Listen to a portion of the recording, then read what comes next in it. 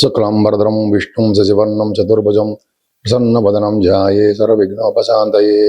ఓం గం గణపతయే నమః. ఓం శ్రీ మాత్రే నమః. ఓం శ్రీ గురుభ్యో నమః. మా ఆది అస్సలను చూస్తున్నటువంటి మీ అందరికీ పేరు పేరున నా హృదయపూర్వక నమస్కారాలు. ఇప్పుడు మనం 12th జూలై 2026 నుండి 18th జూలై 2026 వరకు కూడా 12 రాశుల వారికి ఎలా ఉండబోతుందో తెలుసుకుందాం. మిథున రాశి వారికి రాశిలోనే బుధాదిత్య యోగం, అంటే సూక్ష్మ బుద్ధి కలిగి ఉంటారండి. అపారమైన విద్య వస్తుంది. చాలా చురుకుగా తెలివితేటలు గలవారుగా, ఇంకా చెప్పాలంటే డాక్టర్ సంబంధించిన వృత్తిలో ఉండేవారుగా, అంటే డాక్టర్స్ విద్య అభ్యసించేవారుగా ఉంటారు. కొంతమందికి అయితే ఫైనాన్స్ అండ్ అకౌంట్స్ అంటే సిఏ సిఎంఏ అటువంటి వాటిలో విద్యలో కూడా బాగా రాణిస్తారు. విద్య అంత విద్య అనకండి, ఎందుకంటే విద్యలోనే చాలా మంచి యోగాలు ఉన్నాయి. అంతేకాకుండా గురుచంద్రులు ద్వితీయ భావంలో బ్రహ్మాండంగా ఉన్నారు. 14, 15, 14 and 15 డేట్స్లో ధనయోగం మీకు పట్టబోతోంది. బాగా డబ్బులు వస్తున్నాయి మీకు. అలాగే గురుచంద్రుల వలన కంఠధ్వని బాగా ఉండడము, ముఖవర్చస్సు పెరగడము, బంగారు ఆభరణాలు వాహన సౌఖ్యము ఉండడం జరుగుతుంది మీకు. పైగా వేదశాస్త్రాల్లో కూడా ధన సంపాదన ఉంటుంది మీకు, వేదశాస్త్ర పండితులకి.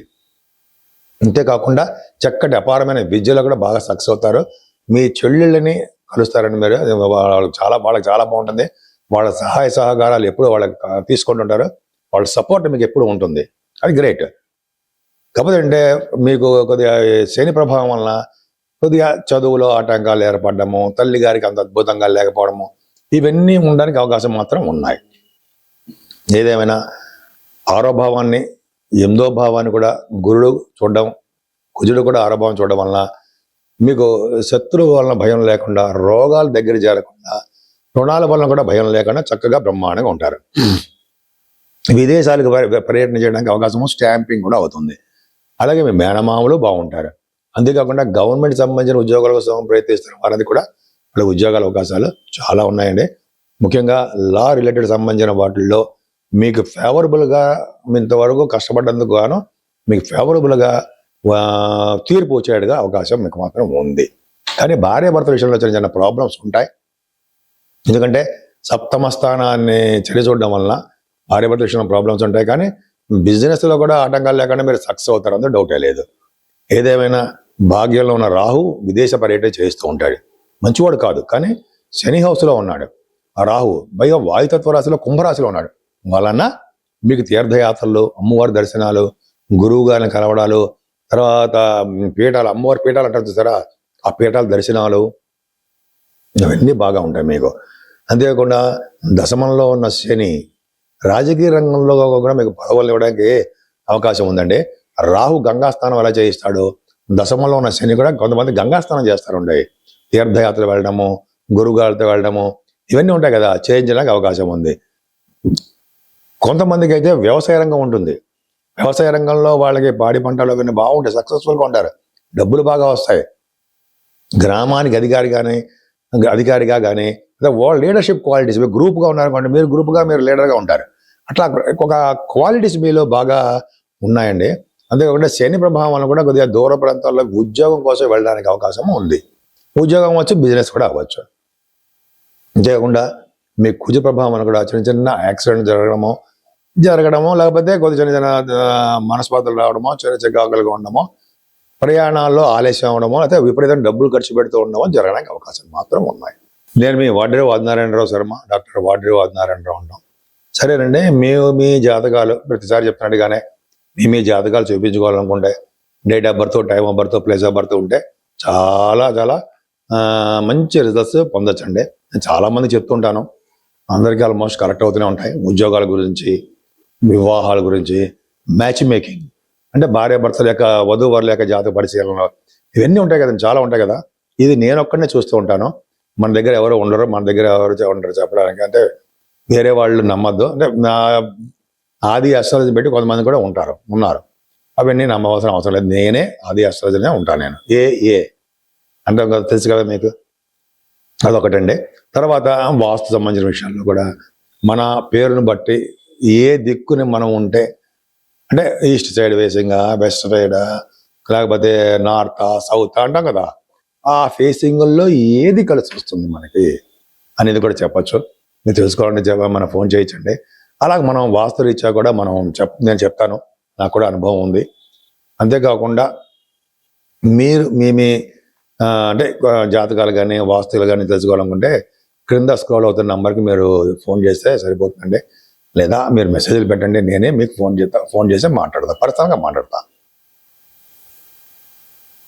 ఇప్పుడు 12 రాసుల